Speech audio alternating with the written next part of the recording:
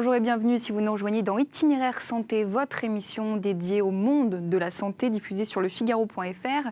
Je suis ravie de vous retrouver aux côtés de notre invité du jour, Julien Camilleri. Bonjour. Bonjour, merci de nous accueillir. Merci à vous d'avoir accepté notre invitation. Alors Julien, vous êtes cofondateur de Novus Ingénierie, chargé de développement des technologies innovantes en milieu médical et pour tout type de profession de santé. Comment l'histoire et par quel constat est née Novus Ingénierie ? Effectivement, alors Novus Ingénierie a été créé il y a presque 4 ans maintenant, avec mon associé Amira Bousma, qui est la présidente de la structure. On est parti simplement du constat finalement actuel de cette problématique de désertification médicale et d'un réel besoin d'optimisation de prise en charge des patients et de valorisation et de revalorisation du métier de médecin généraliste, puisqu'on travaille principalement avec des médecins généralistes. Alors, qu'est-ce que vous mettez en place ? J'ai cru comprendre que vous aviez de nombreux outils technologiques. Comment vous les mettez en place pour les professionnels de santé ? Alors déjà, ce que l'on met en place, c'est l'idée de travailler sur ce on peut nommer les pathologies qui créent le plus de dégâts en France et en Europe, parce qu'on travaille également en Belgique, également à l'export, mais ça on pourrait y revenir un petit peu plus tard si vous le souhaitez. Pathologies qui sont les maladies cardiovasculaires, qui sont les maladies respiratoires, qui sont le syndrome d'apnée du sommeil, j'en passe et des meilleurs. Et donc l'idée, c'est d'innover, de trouver des technologies qui soient innovantes, qui soient simples, rapides d'utilisation, qui puissent s'intégrer dans le cadre de la consultation du médecin généraliste, puisqu'on sait que malheureusement aujourd'hui, dans ce contexte actuel, la consultation du médecin est de plus en plus courte, le temps est devenu de l'argent. Et donc l'idée est de fournir, de créer, de mettre à disposition du médecin généraliste et du patient des technologies simples et rapides d'utilisation qui puissent s'intégrer dans le cadre de leur consultation, en apportant et en créant une réelle synergie de compétences entre un réseau de spécialistes que nous sommes en train de créer et un système de santé et la profession de médecin généraliste pour créer une meilleure prise en charge du patient. Justement, je vais vous demander, j'imagine que vous travaillez avec les remontées que vous font les professionnels de santé du terrain. Avec qui vous discutez ? Qu'est-ce qu'ils peuvent vous dire, en fait ? Alors, on a énormément d'échanges, on se nourrit énormément des échanges qu'on a avec l'ensemble des professions de santé, que ce soit des cardiologues, des pneumologues. Ce qu'on nous dit est extrêmement simple. Aujourd'hui, on travaille avec des technologies qui sont, quand elles sont classiques, relativement lourdes à utiliser, très chronophages. Quand elles sont mises en place dans le cadre de la consultation, elles ne sont plus utilisables, encore une fois, dans le cadre de la consultation. Le médecin manque de temps, le spécialiste, quel que soit le spécialiste, a une salle d'attente aujourd'hui qui est engorgée.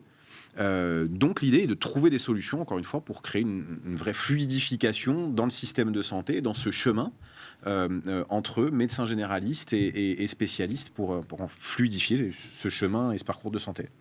Et concrètement, est-ce que vous avez un cas peut-être d'exemple d'outils que vous mettez en place pour fluidifier ? Bien sûr, alors, c'est un petit peu technique, mais on travaille sur un électrocardiographe 12 dérivations. C'est un ECG de repos qui va permettre d'enregistrer la fonction cardiaque du patient. Le cœur, simplement expliqué, va dégager des ondes électriques qu'on va pouvoir enregistrer en mettant en place des électrodes. Alors un appareil classique peut éventuellement être assez lourd à utiliser. Il faut placer des électrodes, il faut placer des poires, utiliser du gel, raser des poilus. Là, dans notre cas, on se retrouve dans un autre système de fonctionnement où là, pas besoin de raser, pas besoin de gel.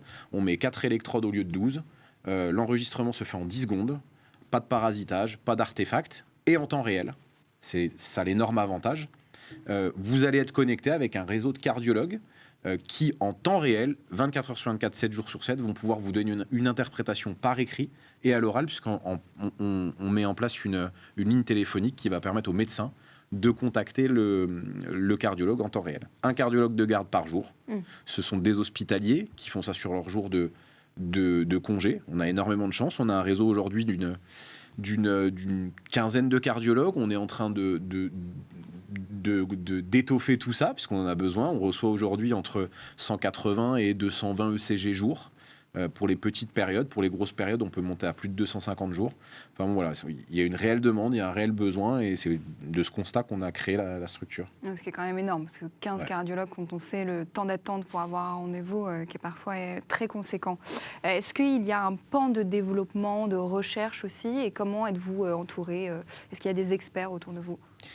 Oui, alors comment est-ce qu'on est entouré? On travaille avec beaucoup de médecins généralistes, puisque leur remontée nous intéresse beaucoup. C'est eux finalement qui vont nous orienter sur la recherche, le développement et la distribution, puisque nous distribuons beaucoup. On travaille avec les plus grands fournisseurs fabricants européens de matériel médical, que ce soit en Allemagne, au Danemark ou autres. Et donc, ce sont les médecins généralistes en premier lieu qui vont nous expliquer de quoi ils auraient besoin, ce que l'on pourrait améliorer.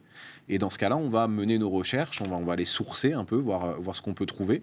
Et on va essayer d'améliorer tout ça en fonction de leurs demandes et de leurs besoins.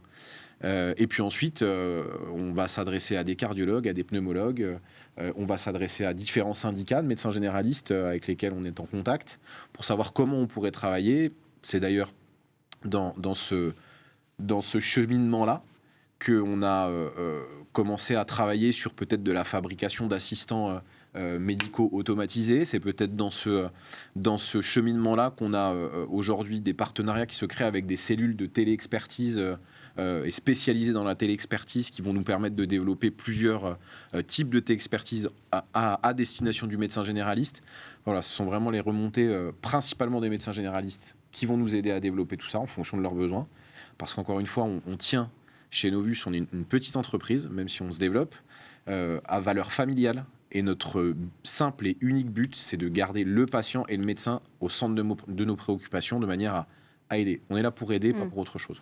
Alors aujourd'hui, on le sait en connaissance de cause avec l'actualité et le quotidien des médecins et des professionnels de santé, à quoi il peut ressembler. C'est dans ces besoins-là que vous arrivez à créer une relation de confiance aussi avec eux? Oui, exactement. On répond à une certaine demande, à un certain besoin. Alors on sait qu'aujourd'hui, malheureusement, le médecin généraliste n'est plus sacralisé comme il l'était il y a encore, je dirais peut-être un siècle de ça, où le médecin généraliste était le vrai médecin de famille qui pouvait être peut-être même le maire du petit village. Voilà, donc de ce constat-là, n'ayant plus cette sacralisation du médecin généraliste, où aujourd'hui son temps est encore une fois devenu de l'argent, et donc c'est peut-être la santé des patients à un moment donné qui peut en pâtir. Pourquoi? Parce que le médecin n'est plus valorisé comme il le devrait, parce que le contexte l'oblige peut-être à travailler différemment. Effectivement, c'est de ce constat-là qu'on en est arrivé à créer la structure et qu'on en est arrivé à travailler sur ces différents domaines comme on le voit depuis tout à l'heure. Ouais. Est-ce qu'il y a des enjeux, des défis à relever dans un futur plus ou moins proche pour Novus? Alors pour Novus, ouais, il y a une grosse phase de développement là. On est en pleine phase de structuration. On est une jeune entreprise. On va avoir 4 ans au mois d'octobre.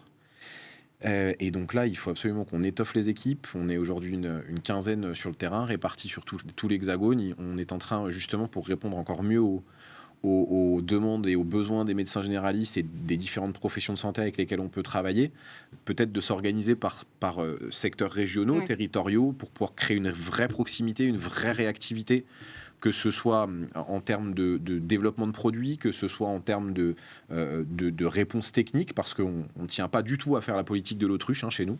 On assume nos responsabilités quand il y a un problème, que ce soit technique, que ce soit financier, on le prend en charge. Encore une fois, l'idée, c'est d'aider le médecin généraliste, de toujours faciliter, de ne jamais compliquer. C'est déjà assez difficile pour lui, donc on va essayer de faciliter un peu les choses. Et puis ensuite, projet de développement produit, avec peut-être de la fabrication à un moment donné, peut-être de la création de cellules de téléexpertise. Et puis on a plein d'idées. On se reverra peut-être plus tard.